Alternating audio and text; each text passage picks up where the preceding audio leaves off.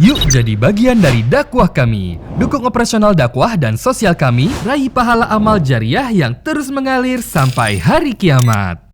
Assalamualaikum warahmatullahi wabarakatuh. Alhamdulillah, wassalatu wassalamu ala rasulillah.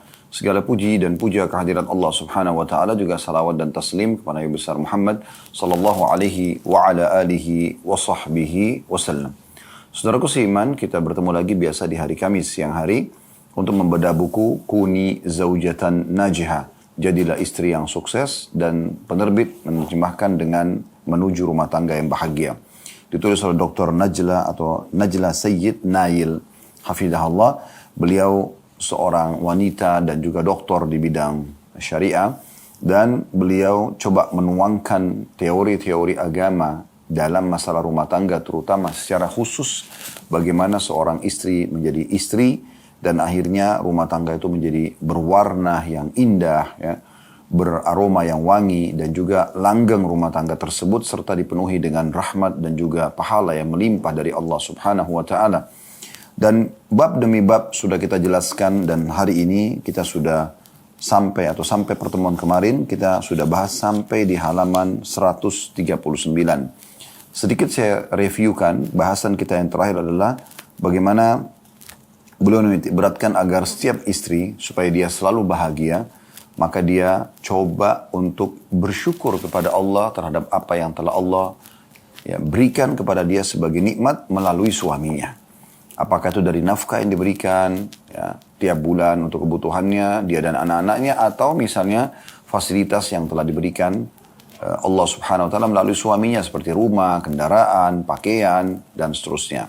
Ya, perabot-perabot misalnya, selain daripada uang bulanan yang dipakai untuk konsumsi makanan dan minuman.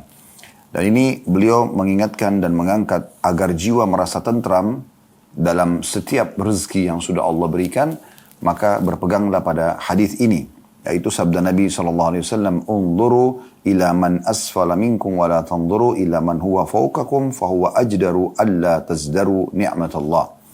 Lihatlah orang yang lebih rendah darimu dan jangan melihat orang yang lebih tinggi darimu. Karena yang demikian itu lebih mampu untuk membuatmu tidak meremehkan nikmat Allah. Artinya, selalulah lihat nikmat Allah itu walaupun kecil, kita besarkan. Sehingga kita selalu merasa ini adalah nikmat yang besar yang harus kita syukuri. Dengan cara, jangan melihat orang yang di atas. Kalau kita lihat orang yang lebih baik fasilitasnya, lebih luas rezekinya, maka kita tidak akan bersyukur. Allah subhanahu wa ta'ala lebih tahu kenapa si fulan diberikan lebih, kenapa si fulan diberikan sedang, kenapa si fulan diberikan kurang misalnya. Allah subhanahu wa ta'ala lebih tahu dengan hikmahnya sebagai pencipta, dan kita tugasnya adalah bersyukur dan juga menikmati apa yang sudah Allah berikan kepada kita. Dan teman-teman sekalian, dengan melihat orang yang lebih di bawah, kita akan selalu bersyukur. Contoh misal, Allah memberikan kepada Anda kendaraan motor. Jangan pernah lihat orang yang punya mobil, karena Anda tidak akan pernah bersyukur. Tapi lihat orang yang punya kendaraan motor seperti Anda, atau orang yang bahkan belum punya kendaraan motor sama sekali. Misalnya, dia masih menggunakan sepeda. Nah, ini contoh saja ya. Kalau Anda menggunakan sepeda, Anda lihat orang yang mungkin berjalan kaki. Kalau Anda berjalan kaki, lihat orang yang subhanallah tidak memiliki kaki. Puntung kakinya misalnya. Maka ini sebuah pelajaran yang bisa kita ambil ya. Kalaupun Allah berikan Anda sampai pada tingkat punya mobil, maka jangan lihat orang yang di atas Anda. Lihat orang yang mungkin tahun mobilnya lebih lama daripada Anda, ataupun lebih sederhana kendaraannya. Ya. Sehingga Anda selalu bersyukur kepada Allah SWT. Dan dengan syukur itu, dijanjikan dalam surah Ibrahim, la in syakartum la azidannakum wa la in kafartum inna adabi lasyadid. Kalau kalian bersyukur, maka pasti nikmatku aku akan tambah, kata Allah. Dan kalau kalian kufur, selalu memungkiri nikmat tersebut, maka azabku amat pedih. Ini beliau tutup setelah itu dengan menjelaskan, setelah memaparkan hadis ini, beliau mengatakan, ingatlah wahai para istri bahwa kebahagiaan itu bukanlah dengan harta semata. Berapa banyak suami yang kaya dengan hartanya tapi ia bakhil dengan perasaannya. Sedangkan yang lain fakir dengan hartanya tapi kaya dengan perasaannya. Serta mencintai istri juga rumahnya. Hendaklah istri selalu ridho kepada suaminya. Ya. Dan mencintai suaminya, atau ridho dengan penuh cinta. Karena kebahagiaan itu bukanlah dengan makanan, minuman, berhias, dan pakaian juga perabot. serta memiliki emas dan mobil. Tapi kebahagiaan itu terletak pada dada dan hati yang tentram dengan cinta dan keimanan. Jadi ini yang merupakan target utama syariat dalam rumah tangga. Jadi bukan materi, tapi justru bagaimana sakinah, mawaddah dan rahmah. Penuh dengan ketenangan, ketentraman, kasih sayang dan saling perhatian satu sama yang lain. Baik, kita akan masuk teman-teman sekalian ke judul kita pada siang ini, yaitu menyikapi kesulitan ekonomi yang dilalui oleh suami. Jadi di sini nasihat khusus ya dalam sub-bahasan ini tentang masalah bagaimana kalau seorang istri, suaminya itu memiliki permasalahan dalam ekonomi. Misal, tadinya dia orang mampu, tiba-tiba sekarang bangkrut, ya usahanya terlilit utang misalnya. Atau dia dalam tahap mulai coba membangun ekonominya tapi ternyata belum berhasil ya. Sementara si istri berharap keadaan ekonomi suaminya lebih baik sehingga memang akan memberikan fasilitas juga yang lebih baik ya untuk dia dan anak-anaknya. Beliau mengatakan dalam subbab ini menyikapi kesulitan ekonomi yang dilalui suami. Beliau mengatakan janganlah engkau hanya menginginkan suamimu mengabulkan segala permintaanmu dan mendatangkan segala keinginanmu tanpa memperhatikan sedikit pun kesulitan ekonominya. Subhanallah, ini realita ya.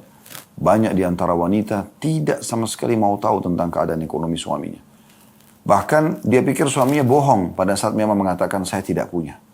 Sehingga akhirnya yang ada adalah ocehan, cacian, ya, menyudutkan dan menyalahkan, apalagi sampai menuduh, ya, yang merupakan bagian daripada dosa-dosa semuanya di sisi Allah Subhanahu Wa Taala.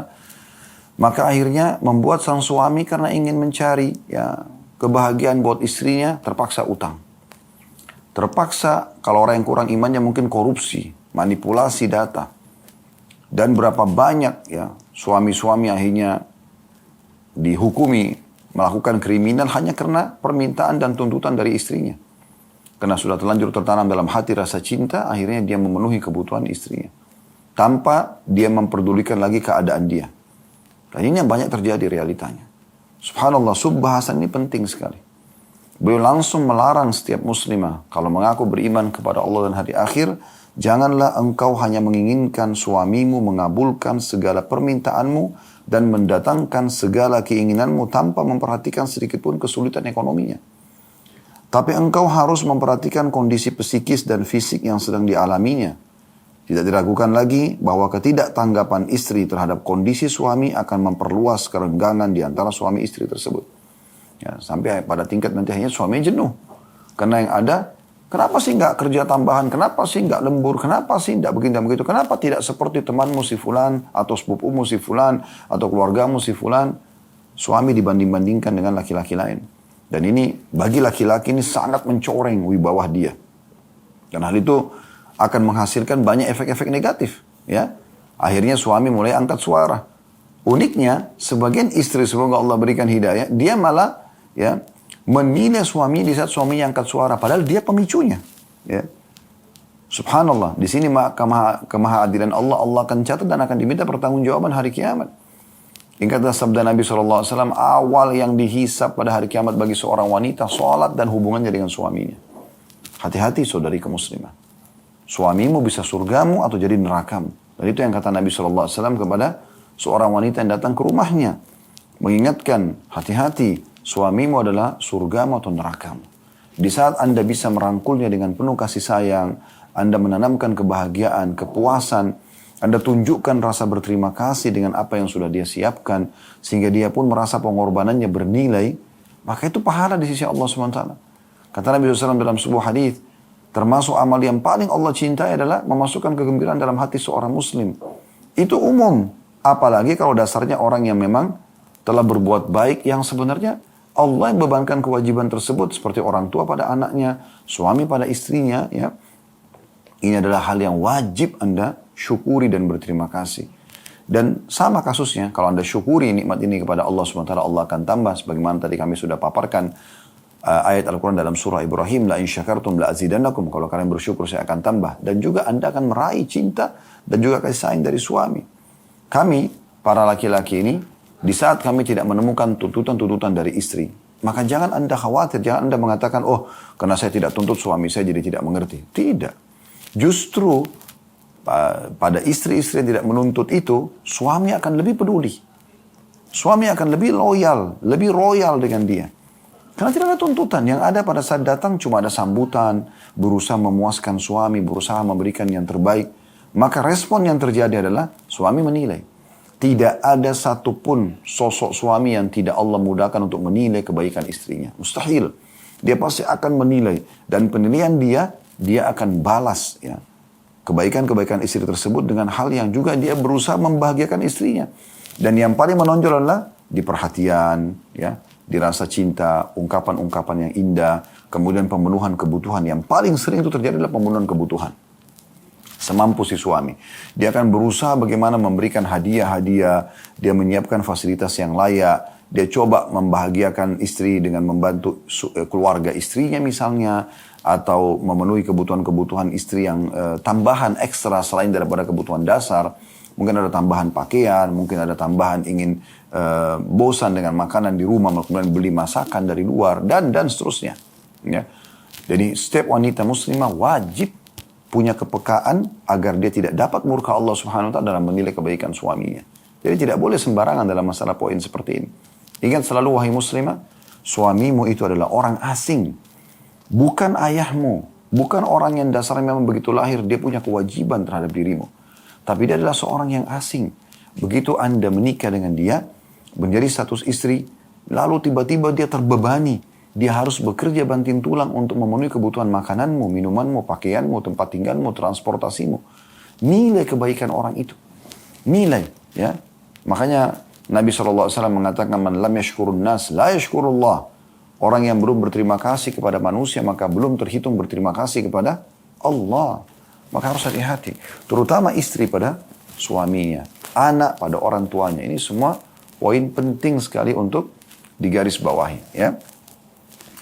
Kemudian teman-teman sekalian beliau mengatakan, saya ulangi ini kata-kata yang indah ya. Baik saya ulangi, janganlah engkau hanya menginginkan suami mengabulkan segala permintaanmu dan mendatangkan segala keinginanmu tanpa memperhatikan sedikit pun kesulitan ekonominya.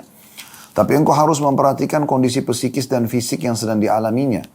Tidak diragukan lagi bahwa ketidaktanggapan istri terhadap kondisi suami akan memperluas kerenggangan di antara suami istri tersebut. Justru yang seharusnya ia lakukan ialah mendukung dan membantunya untuk melewati krisis-krisis itu dengan segala apa yang bisa dilakukannya berupa kata-kata yang baik dan sumbangsi, ya, bantuan apa yang dia bisa bantu. Ada istri yang memberikan perhiasannya kepada suami, ada istri yang mencari pinjaman kepada keluarganya, ada istri yang menggugurkan haknya yang paling penting demi menghemat apa yang bisa dihemat. Di sini tampak jelas jati dirimu, wahai istri yang bijaksana.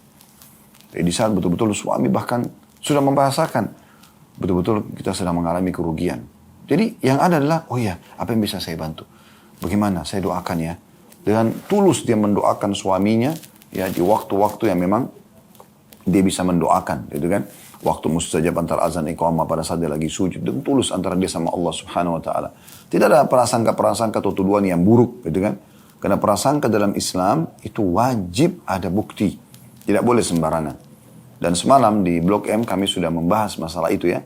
Satu dosa besar yang tulis oleh Syekh Muhammad bin Abdul Wahhab rahimahullah adalah tentang masalah ya, adanya atau menuduh tanpa ya, bukti. Ini dosa besar, bukan cuma dosa, ini dosa besar. Jadi nggak boleh seseorang itu menuduh tanpa bukti. Harus ada buktinya. Ya. Makanya Nabi SAW mengatakan, Al-bayyinatu ala man idda'a. Harus ada bukti bagi orang yang menuduh. Ya. Wal yaminu ala mudda' alaih. Dan orang yang tertuduh bersumpah kalau tidak. Itu cukup. Selebihnya serahkan perkara tersebut kepada Allah Subhanahu wa Ta'ala. Ingat, jangan pernah teman-teman, wahai muslimah, bertakwa kepada Allah Subhanahu wa Ta'ala. Jangan pernah hanya karena ingin dipenuhi kebutuhannya, kemudian dia berkata kasar pada suaminya. Ya. Melotot, kemudian menggugurkan kewajiban dia dengan tidak melayani biologisnya misalnya, tidak melayani makanannya, bertutur kata yang kasar. Ini subhanallah, akhlak yang sangat buruk. Ya. Harusnya Anda bisa menilai sekecil apapun kebaikan suami. Sekali lagi saya pastikan, setiap laki-laki saudariku muslimah, kalau seandainya Anda diberikan sesuatu lalu Anda menilainya, Anda mengatakan terima kasih, Anda tunjukkan kepada dia bahwasanya ini adalah sesuatu yang besar di mata Anda, walaupun sebenarnya dia kecil nilainya. Maka pastikan suami Anda akan selalu berpikir di luar rumah sana, apalagi yang saya akan berikan kepada istri saya. Karena kebaikannya dari respon pemberian dan pengorbanan itu. Ya, walaupun mungkin Anda memiliki paras wajah yang tidak ya maksimal, bukan orang yang ya sangat cantik misalnya, atau fisik juga, atau misalnya keadaan ekonomi Anda, tapi Anda responnya begini, sangat baik. Maka suami tidak akan pandang semua kekurangan-kekurangan tersebut. Bagi dia adalah ini wanita yang baik buat saya, gitu kan. Walaupun dia cantiknya, mungkin dia wanita tercantik di dunia mungkin ya. Kemudian juga dia adalah wanita yang mapan dari sisi ekonomi misalnya, tapi tutur katanya kasar, suka menghina, suka menuduh. Ini hanya ada kerenggangan dalam rumah tangga. Dan akhirnya bercerai puncaknya. Dan ini adalah kerugian yang luar biasa bagi Anda. Karena Anda kehilangan kunci surga. Saya ingatkan kembali sabda Nabi SAW. Ya, istri manapun yang meninggal lalu suaminya ridho, merasa kehilangan, ya, kecuali pasti akan masuk ke dalam surga. Ya, ini penting untuk digarisbawahi. Baik, kita masuk ke subjudul yang lain juga. Jangan membelanjakan harta suamimu kecuali dengan izinnya. Ya. Di sana ada istri yang mengambil harta suaminya tanpa seizinnya atau tanpa sepengetahuannya, baik karena ketamakannya atau karena tidak ada pemisah antara dirinya dengan suaminya. Padahal bagaimanapun keadaannya, harta suami adalah amanah yang akan diminta pertanggungjawabannya pada hari kiamat nanti. Bukan hanya hartanya saja, tapi semua yang dititipkan di rumah itu. Ini paragraf penting sekali. Ya. Jadi kalau Anda diberikan ATM, ya, banyak di antara bapak-bapak itu membahasakan ke saya bahkan. Cuma saya tidak setuju dengan ini ya. Semua ya rekeningnya, semua ATM-nya, semua segala macam harta dia, istrinya yang atur semuanya. Jadi dia kehilangan wibawa sebagai seorang laki-laki. Yang harusnya dia yang mengatur dan dia yang memenuhi kebutuhan istrinya. Dia yang memberi, malah sekarang dia yang diberi. Sampai pada tingkat ada seseorang yang sempat umroh bersama kami. Dia sempat minta tolong, Ustaz bisa nggak bersama-sama untuk melihat gamis baju. Oh ya bisa insya Allah. Kemudian saya bilang, ayo kita jalan. Dia bilang sebentar, saya cek dulu Ustaz, karena ATM saya tidak tahu diisi berapa oleh istri saya. Loh, saya kaget. Loh, ATM itu punya antum? Iya. Terus uang yang diisi ke situ, uang antum juga? Iya. Cuma istri saya yang atur semuanya. Loh kok ini unik sekali gitu. Kenapa beli gamis pun harus istrinya yang atur berapa pengeluarannya? Ini terbalik ini. Manajemen rumah tangga tidak seperti ini dalam Islam. Harusnya dia yang mengatur semua. Dia justru yang mengisikan rekening istrinya. Istrinya kalau mau mengeluarkan uang pun dengan izinnya gitu kan, menyampaikan. Jadi jangan dibalik gitu. Dibalikin jadi tidak normal rumah tangga itu. Akhirnya si suami pun pada saat akan membantu keluarganya saja tidak bisa. Karena harus dengan izin istrinya. Sampai pada tingkat tidak bisa membantu orang tuanya sendiri. Cuma Anda bayangkan. Untuk membantu ibunya, untuk membantu saudaranya, harus izin dengan istrinya dulu. Ini bagaimana manajemen rumah tangganya? Dan dalil dari mana yang digunakan ini? Yang ada, suami berkewajiban memberikan nafkah istri. Dia yang mengaturkan, iya. Dia totalkan sekian misalnya kebutuhannya. Lalu kemudian dikeluarkan sesuai dengan kebutuhan. Itu yang ada. Tapi jangan dibalik, jadi tidak normal rumah tangga itu. Paragraf ini penting sekali. Ya. Ada sebagian istri, di sini beliau menyinggung, mengambil harta suami dengan mencuri di sini. Ya. Misalnya, mohon maaf ini kasus-kasus saja, saya cuma kasih gambaran. Misal mencuci pakaian atau akan mencuci pakaian kotor suami, kemudian diperiksa di kantong, oh ditemukan ada uang, misalnya, udah diambil aja, dipakai, udah tahu uang suami kok, gitu. Nggak bisa, karena itu bukan masuk dalam nafkah Anda, gitu kan? Bisa saja suami Anda jadi sangka buruk nanti sama orang lain. Dia tidak tahu kalau uang itu tertinggal di rumah. Dia pikir diambil oleh tukang parkir, diambil oleh staf di kantor, diambil oleh ini dan itu kan. Anda sampaikan ini ada uang kemarin. Amanah. Kalau suami tidak tahu, Allah tahu. Hati-hati. Di sini beliau mengatakan karena ketamakan saja. Ada juga istri suka sekali buat program. Ya. Setiap bulan buat program. Hanya untuk supaya ada uang tambahan. Buat program ini, buat program itu, perawatan ini, perawatan itu. Kalau darurat berbeda. Kalau tidak. Dan tujuannya hanya untuk menumpukin harta. Akhirnya sampai di rekeningnya membludak harta tersebut. Dia pikir itu hak dia. Subhanallah. Ini sama tanda kutip mencuri nih. Berbohong dia. Ya. Dia berbohong. Dia menyampaikan seakan-akan kebutuhan, padahal sebenarnya bukan. Akhirnya suaminya terbebani dengan itu. Sudah diingatkan, tidak mau dengar. Subhanallah. Di sini diingatkan, semua akan diminta pertanggungjawaban ya di sisi Allah Subhanahu wa taala. Dan beliau mengatakan, Padahal bagaimanapun keadaannya, harta suami adalah amanah yang akan diminta pertanggungjawabannya nanti pada hari kiamat. Bukan hanya hartanya saja, uang yang ada. Bahkan semua yang dititipkan di rumah tersebut. Saya pernah bahasakan kalau teman-teman masih ingat ya, para ummahat kita. Semoga Allah selalu memberikan hidayah kepada anda semuanya. Dan bisa menjadi istri-istri yang baik, yang salihah, yang justru mengejar ridha Allah dan surga dari suami dan rumah tangga anda. Allahumma amin. Banyak orang subhanallah ya tidak memahami bahwasanya setiap jengkar rumah yang suaminya titipkan, apakah kontrakan rumah, adalah tanggung jawab dia. Tidak boleh teman-teman sekalian wallpaper sembarangan main rusak, ya keramik pecah, ada masalah-masalah lah, gitu kan? Itu nggak boleh. Ya. Bahasakan ke suami. Maaf ya, tadi ada kejadian begini. Walaupun anak anda yang lakukan, karena anda kan bertanggung jawab di rumah. Jangan sampai suami tanya, ini di mana? Oh, nggak tahu. Ini di mana? Oh, nggak tahu. Semuanya nggak tahu. Loh, barangnya di mana gitu? Sampai kadang-kadang ada suami yang membahasakan pada istrinya, memang barang ini punya kaki sampai bisa jalan sendiri, kan nggak mungkin gitu kan?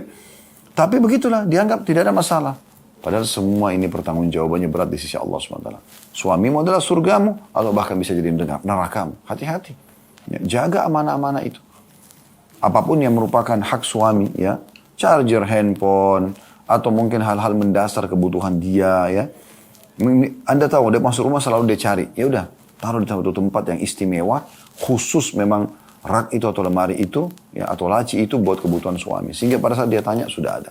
Atau bahkan pada saat dia belum masuk rumah pun, Anda sudah menyiapkan kebutuhan-kebutuhan dasarnya. Yang dia butuhkan dari kebutuhan mandi, kamar mandi semuanya sudah rapi. Ya, pakaiannya sudah tertata rapi semuanya. Ini amanah. Allah SWT akan minta pertanggungjawabannya. Ya, dan dianggap remeh teman-teman. Dan juga kalau anda menikmati itu sebagai sebuah perintah agama, anda kejar pahalanya, anda akan meraih ridha Allah, Tuhan anda juga akan meraih cinta suami anda. Kan itu yang semua dikejar oleh setiap istri kan, bagaimana suaminya cinta pada dia. Lalu beliau mengangkat di sini, sabda Rasulullah SAW, wanita adalah pemimpin di rumah suami dan akan ditanyai tentangnya. Ya. Tentang rumah tangga tersebut. Dan hamba saya adalah pemimpin terhadap harta tuannya dan akan ditanyai tentangnya. Ingatlah, setiap kalian adalah pemimpin dan setiap kalian akan diminta pertanggungjawaban tentang apa yang dipimpinnya. Hadis sahih riwayat Bukhari. Anda akan diminta pertanggungjawaban, wahai muslimah. Ya.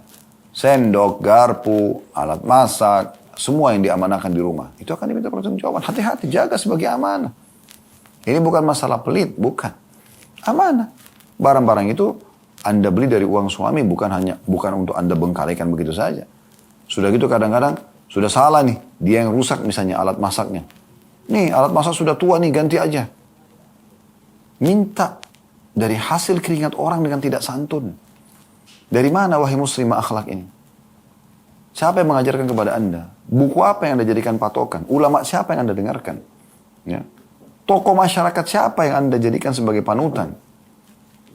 Kan jadi kacau semuanya, gitu kan? Kalau rusak datang baik-baik, bertanggung jawab. Maaf mas, maaf bang, maaf siapa saja dipanggil suaminya. Maaf ini saya tadi pakai panci ini ternyata qadarullah begini dan begitu. Saya kemarin pada saat kita beli sendok dan garpu satu lusin itu, saya udah coba tata kembali pada saat dibersihkan oleh PRT atau saya sendiri. Saya tata ternyata ada berkurang satu set gitu. Saya nggak tahu di mana, tolong diikhlaskan. Begitu, tanggung jawab. Dengan dia bahasa begitu, suaminya akan mengatakan baik nanti kita beli lagi. Pasti itu. Ya, insya Allah begitu bahasanya, itu jawabannya. Tapi di saat Anda salah, tapi tidak mau menyalahkan diri, akhirnya justru balik kepada suami. Sendok-sendok semua sudah banyak hilang tuh, beli baru lagi. Loh suaminya mungkin bilang, kan baru ada. Nggak tahu sekarang nggak ada, pokoknya beli aja.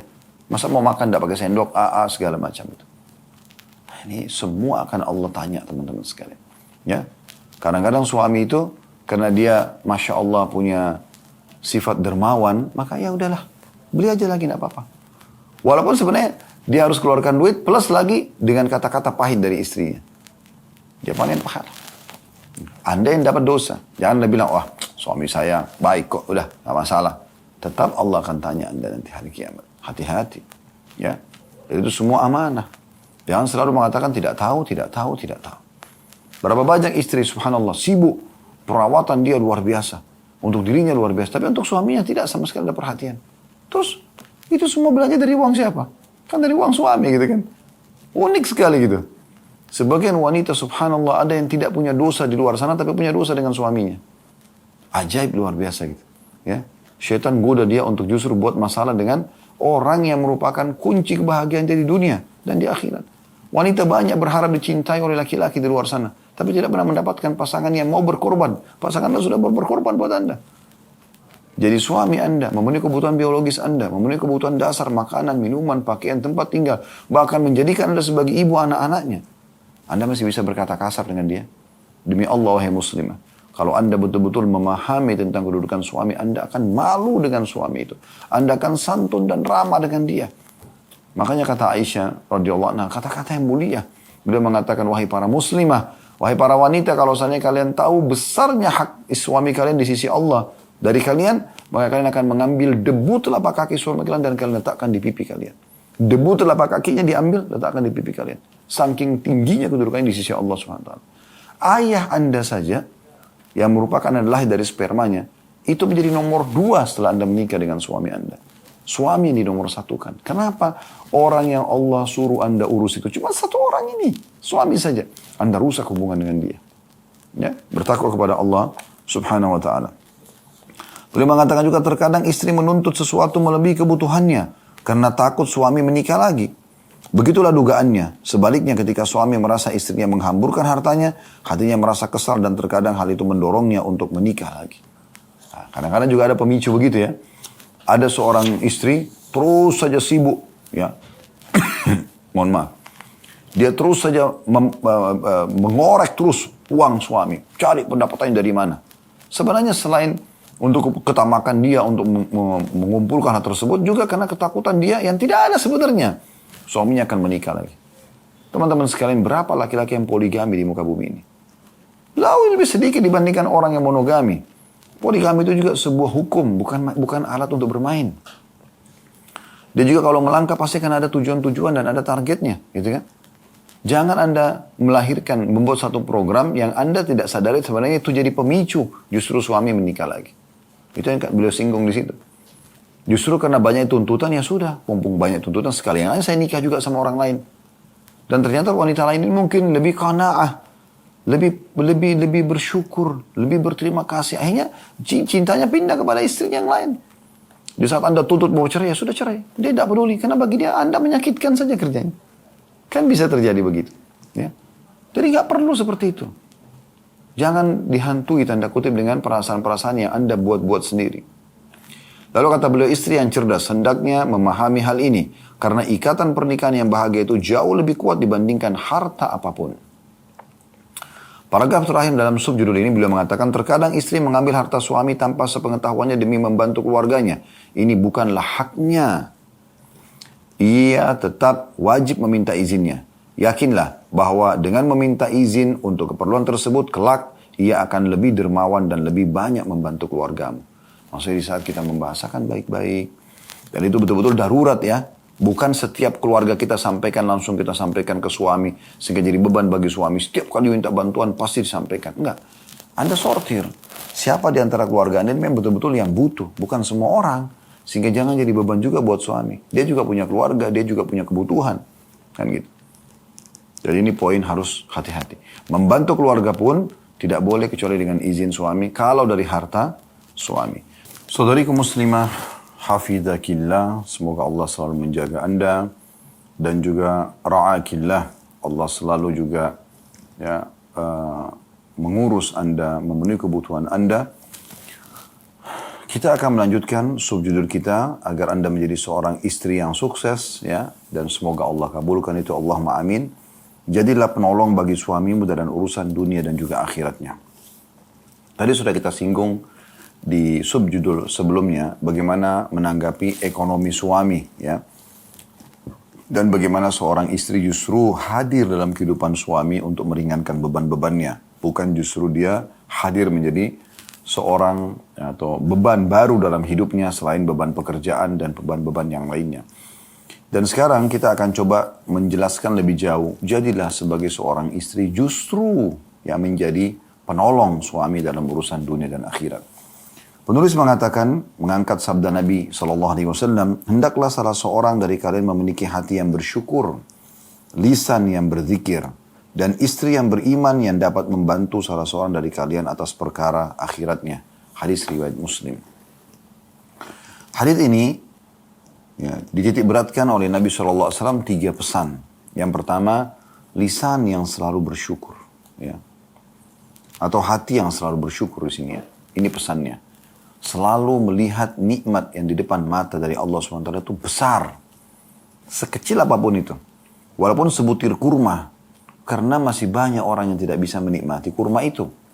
Walaupun sebutir beras. Karena masih banyak orang yang kelaparan di pelosok muka bumi ini yang butuh dengan sebutir beras. Di Syria sekarang itu karena perang terus berkecamuk di sana antara pemerintah dengan masyarakatnya. Sampai saya lihat sendiri cuplikannya bagaimana anak-anak itu mengorek-ngorek tanah. Mencari mungkin bekas-bekas makanan yang tertimbun dengan tanah. Lalu nasi kotor dengan pasirnya itu dimakan. Dia wawancari orang, kenapa? Dia bilang, saya sudah sekian hari nggak makan. Kata anak kecil, umurnya mungkin 4 tahun atau 5 tahun. Di Indonesia, Masya Allah, Tabarakallah. Anda bisa beli beras dengan sebagus mungkin, ya, dengan harga yang terjangkau. 10.000 per liter, 15.000 per liter atau per kilo, ya, per liter biasanya 20.000. Kalau itu sudah 20.000 sudah sangat mewah sekali. Anda bisa hidup seharian dengan keluarga Anda makan beras tersebut. Dan beras karbohidratnya tinggi sekali. Artinya kalau Anda makan nasi saja tanpa lauk pun itu sudah sangat cukup sebenarnya. Begitu kuasa Allah SWT memberikan kepada kita nikmat. Jadi tidak butuh makan banyak. Ya, apalagi yang mengandung karbohidrat itu kan. Nah, beras kita terkenal sekali tuh. Beras dari Indonesia ini itu beras yang kaya karbohidrat. Biasanya dia kalau dimasak agak melengket-melengket ya. Itu karena kaya sekali karbohidrat. Itu sangat mengenyangkan ya, dan mencukupi kebutuhan. Maka sebutir beras jangan dianggap remeh gitu kan. Seteguk air itu banyak orang yang kehausan. Apalagi kalau dasarnya Anda diberikan makanan yang terbaik oleh suami, ya, uang bulanan yang cukup, Anda bisa beli makanan, lauknya segala macam, ya ayam goreng, ya ayam kari, ya daging sapi, ya ini, ya itu, ya segala macam. Minuman mau beli apa saja tinggal telepon online sekarang karena duitnya siap. Anda dengan nyamannya di atas ranjang, merasakan sejuknya AC misalnya. Luar biasa gitu nikmat Allah SWT melalui suami. Kenapa Anda tidak menilai itu? Tidak berterima kasih pada suami Anda. Kenapa? Kenapa Anda tetap saja ya menganggap itu adalah sesuatu yang kecil, ya, sehingga Anda selalu saja menyalahkan suami. Nah ini poin yang harus digarisbawahi. Kemudian yang kedua pesan Nabi SAW adalah lisan yang selalu berzikir. Ya.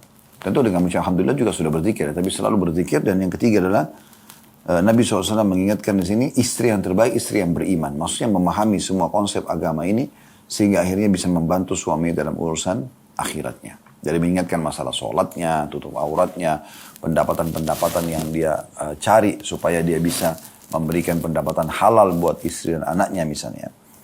Lalu beliau mengatakan, hendaklah seorang istri berdiri bersama suaminya menghadapi kesusahan, meringankan bebannya, menghiburnya agar hilang sebagian dukanya. Berdiri di sampingnya saat ia sakit, memapat tangannya, menjadi penolongnya dalam mencari ridho Allah, melaksanakan perintah dan menjauhi larangan Allah, memotivasinya agar menyedekahkan hartanya dan membantu orang-orang yang membutuhkan, baik keluarga, kerabat, maupun kaum muslim pada umumnya. Janganlah engkau menjadi penghalang jalannya dalam membantu mereka. Nah, di sini maksudnya yang dipesankan adalah banyak istri justru ribut kalau suami membantu saudaranya, membantu orang tuanya, membantu pamannya, tantunya. Padahal sebenarnya dia pun sudah terpenuhi. Gitu kan? Dia pun sudah terpenuhi. Karena kalau dia mendukung suaminya dan suaminya yang melaksanakan itu hanya dengan memberikan ide misalnya. Tidakkah misalnya dibantu keluarga yang ini, tante yang itu, paman yang ini, sepupu yang itu misalnya. Kemudian dia bantu, ya. Maka Anda pun panen pahala. Padahal Anda cuma memberikan saran. Lalu kata beliau, ketahuilah bahwa engkau akan dihisap pada hari kiamat untuk apa engkau nafkahkan. Betapa banyak orang kelaparan yang terhalang mendapat makanan, betapa banyak anak yatim yang menderita, betapa banyak orang sakit yang menderita, betapa banyak orang yang terusir lagi tersia-siakan. Karena itu bersedekahlah dikala senang, karena sedekah itu memadamkan murka Rabbmu. Maksudnya, kalau Anda bisa memberikan dukungan terhadap suami agar dia bisa bersedekah kepada kerabat-kerabat dekatnya, Anda pun panen pahala. Itu kan kesempatan sedekah. Sebenarnya dia yang keluarkan duitnya, tapi Anda juga ikut panen pahalanya. Ya. Nah itu bisa terjadi. Tapi dengan konsekuensi, memang Anda mendukung gitu. Berikan dukungan. Bukan justru dia bilang, untuk apa dibantu? Masa saudaramu terus yang dibantu dan seterusnya. Nyala-nyalakan suami. Padahal uang dia. Gitu kan. Dia yang bekerja. Jangan Anda merasa Anda punya hak seluruh harta suami. Sama sekali tidak. Di masa hidupnya, dia punya kewajiban untuk memberikan nafkah kebutuhan dasar Anda. Makan Anda, minum Anda, pakaian Anda, tempat tinggal Anda, transportasi Anda. Pada hari itu, besok dia meninggal sudah gugur kewajiban dia. Pada saat dia meninggal pun Anda hanya punya ya, 1/8 kalau Anda punya ya, anak-anak. Anda tidak punya harta suami semuanya di masa hidupnya ataupun di masa matinya. Tidak bisa. Tidak boleh Anda tamak gitu kan. Anda seakan-akan saya kan istri jadi saya pemiliknya semua. Nggak bisa. Apalagi sampai kasar sama suami, apalagi sampai ngatur semuanya. Sehingga suaminya sama sekali kayak tidak punya keputusan. Ini berdosa di sisi Allah Subhanahu wa taala. Baik, selanjutnya subjudul terakhir yang kita bahas pada siang ini adalah istri bekerja. Salah satu problem di sebagian rumah tangga ialah perselisihan karena pekerjaan istri. Ia ingin bekerja tapi suami tak mengizinkannya. Ya. Bisa jadi suami melakukannya karena tidak suka istrinya bekerja dan ia menginginkan istrinya merawat anak-anaknya dan menyiapkan untuknya berbagai faktor kenyamanannya. Sementara istri bersikeras ingin bekerja karena ia sudah bersusah payah untuk mendapatkan ijazah-ijazah akademik. Lalu bagaimana mungkin studi ini disia-siakan begitu saja? Apapun keadaannya, keluarnya istri untuk bekerja harus mendapat persetujuan suami. Kecuali bila sudah disyaratkan terlebih dahulu dalam akad nikah atau sebelum akad nikah. Namun bila ia mencari pahala dan bersabar, itu lebih baik. Barang sampai meninggalkan suatu karena Allah, maka Allah akan menggantinya dengan yang lebih baik. Hendaklah ia berusaha meyakinkan suaminya jika dia memang ingin bekerja. Sampai sini dulu kita jelaskan. Pertanyaan sederhana, bolehkah istri bekerja dalam Islam? Jawabannya boleh. Jawabannya boleh, bukan tidak boleh. Tapi ada syarat-syaratnya dan syaratnya harus terpenuhi. Yang pertama, izin suaminya. Suaminya ridho, izinkan, udah terbuka satu pintu. Yang kedua, pekerjaannya halal. Ya. Dia tidak terjadi kemaksiatan di tempat kerjanya. Yang ketiga, tidak terbengkalai kewajibannya. Ya. Walaupun suaminya izinkan, dia tidak boleh bengkalikan kebutuhan dasar suami, kebutuhan dasar anak-anak. Jangan karena dia bekerja, dia jadi wanita karir, hanya dia lupakan semuanya. Semua diurus oleh mbak di rumah, ya, atau PRT di rumah. Atau bahkan dititipkan kepada ibu dia, kemudian dia sibuk bekerja. Dan ini bahaya ya, subhanallah. Ada hikmah yang luar biasa, kenapa laki-laki yang disuruh bekerja dan laki-laki yang membiayai istrinya. Ada hikmah yang besar. Ya. Kenapa bukan Anda, wahai muslim, yang disuruh bekerja? Anda cuma tinggal duduk manis di rumah. Sebelum nikah, ayah Anda punya kewajiban menafkahi. Setelah menikah, suami Anda punya kewajiban menafkahi. Kenapa? Kenapa bukan Anda? Kenapa nggak disuruh? Islam tidak suruh sama-sama bekerja. Laki-laki wajib, perempuan wajib. Sama-sama hasilnya dikumpulin, sama-sama hidup dari hasil tersebut. 50-50%. Kenapa nggak seperti itu? Kan itu adil kan? Tapi tidak seperti itu. Kenapa? Karena memang fitrahnya wanita itu memang diberi dan menikmati saja. Kapan dia yang bekerja, udah beda kasusnya. Tidak bisa dia seperti kaum laki-laki. Saya kasih contoh, ada seseorang ikhwah mengeluh dengan saya. Selepas sholat dekat kantor, dia datang. Lalu dia mengatakan, Ustaz, saya ingin bicara. Saya lihat matanya berkaca-kaca orang ini. Baik, saya bilang silahkan. Kami meminggir di dekat dinding masjid di bagian depan. Sehingga tidak ada orang, cuma kami berdua. Lalu dia ceritakan. Dia bilang, Ustaz, dulu ini saya sudah berumah tangga. Sudah punya anak 2 berumah tangga. Dan bahagia sekali rumah tangga kami. Alhamdulillah. Pada saat itu, dan istri saya fokus untuk urus saya sama anak-anak dan rumah. Sampai akhirnya, dia bilang tahun lalu kalau nggak salah, setahun, dia bilang istri saya mengatakan, Mas bagaimana kalau saya bekerja? Ya, tujuannya, supaya kita punya income tambahan. Itu niat awalnya. Ya. Dan akhirnya nanti kita bisa perbaikin ekonomi kita. Kita bisa cicil rumah, bisa kendaraan. Anak-anak juga uang sekolahnya nanti ke depannya bisa lebih tertanggulangi. Maksudnya dia ingin bekerja, hasilnya digabungin gitu sama-sama. Niatnya awalnya baik. Tapi yang terjadi subhanallah, kata suaminya, baiklah, idenya bagus, tidak masalah, bekerjalah. Subhanallah, mulai bekerja, mulai terjadi perubahan-perubahan sikap. Ya. Karena si istri dapat pekerjaan di satu perusahaan yang lebih tinggi gajinya dari suaminya. Mulailah dia keluar ke kantor dari sebelum suaminya keluar pagi. Jadi suaminya tidak ada yang urus. Anak-anaknya pun tidak terurus lagi, ya. Kemudian pulang pun selalu telat. Kalau pulang selalu emosional, kena capek. Pada saat suaminya berikan ke anaknya, suruh pegang anaknya atau minta layanan, maka sudah tidak bisa lagi. Marah-marah, berubah total. Kadang-kadang sering pulang telat. Dan bahkan sampai pada tingkat dia bilang, saya pernah diminta jemput di satu tempat.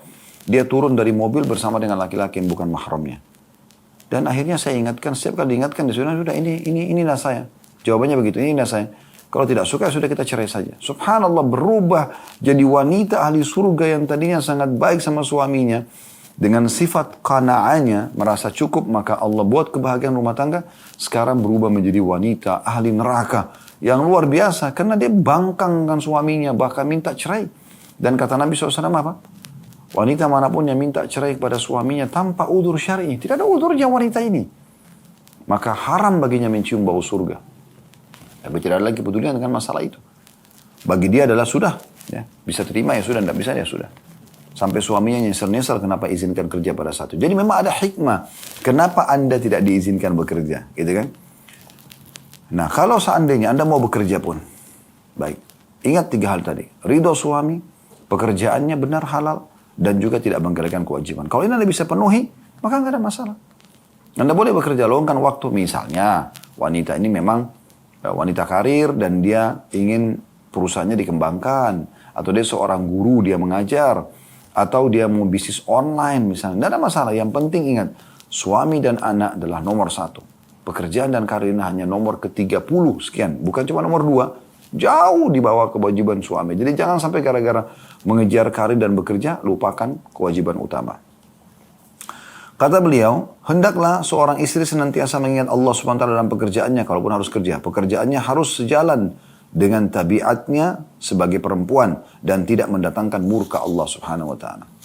Bagi seorang istri yang rela meninggalkan pekerjaannya demi mencari keridhaan suaminya adalah pahala ketaatan karena Allah. Saya ulangi. Bagi seorang istri yang rela meninggalkan pekerjaan demi mencari keridhaan suaminya supaya dia fokus menjadi seorang istri dan anak dan ibu anak-anak adalah pahala ketaatan kepada Allah. Allah Subhanahu wa taala akan menggantinya dengan yang lebih baik. Pekerjaan itu akan tetap ada kapan saja ia membutuhkannya pada suatu hari nanti. Tak seorang pun yang tahu apa yang akan terjadi di keesokan hari. Tapi jika seorang istri diizinkan bekerja, maka janganlah ia kikir terhadap rumahnya dengan memberikan sumbansi dalam keuangannya. Kehidupan rumah tangga adalah keterlibatan suami istri dalam duka, cita, dan masing-masing berdiri sebagai satu kesatuan. Jadi, kalaupun dia harus bekerja, ingat, jangan bengkalikan kewajiban utama. Nah, itu poinnya. Ya. Dan itu pun dengan ridho suaminya. Tapi subhanallah, saya melihat kalau wanita itu kembali kepada fitrahnya sebagai wanita yang benar, yang sejati, dia tidak mau kerja. Pasti dia berharap bisa lebih banyak waktu di rumah dengan suami, dengan anak gitu kan. Tapi kalau fitrahnya sudah mulai rusak, maka pasti dia akan sibuk dengan masalah itu. Tapi sekali lagi, bukan tidak boleh. Boleh nggak saya bisnis? Boleh nggak saya ini? Boleh, silahkan. Tapi ingat, ridho suami, pekerjaannya halal, dan jangan bengkalikan kewajiban. Jadi bukan aib seorang istri lagi bekerja, terus kemudian dia tetap pantau anaknya misalnya. Dia telepon, dia tanya, sudah makan nak, sudah belajar, sudah ini dan itu. Kemudian pada saat suaminya dia telepon, mas saya lagi masih di sini, mas butuh saya enggak? Terus saja dia coba penuhi kebutuhan tersebut, maka insya Allah itu ya, masih masuk dalam kategori yang dibolehkan. Karena dasar hukumnya adalah boleh. Baik, ini bahasan kita teman-teman sekalian. Insya Allah kedepannya kita akan masuk di judul yang baru. Di belakang laki-laki sukses ada istri-istri yang sukses. Baik teman-teman sekalian, sudah pukul 13:33 kurang lebih. Semoga apa yang kita bahas pada hari bermanfaat buat kita semua. Kalau ada benar dari Allah, kalau ada salah dari saya mohon dimaafkan. Subhanakallahumma bihamdika, asyhadu an la ilaha illa anta astaghfiruka wa atubu ilaik. Wassalamualaikum warahmatullahi wabarakatuh.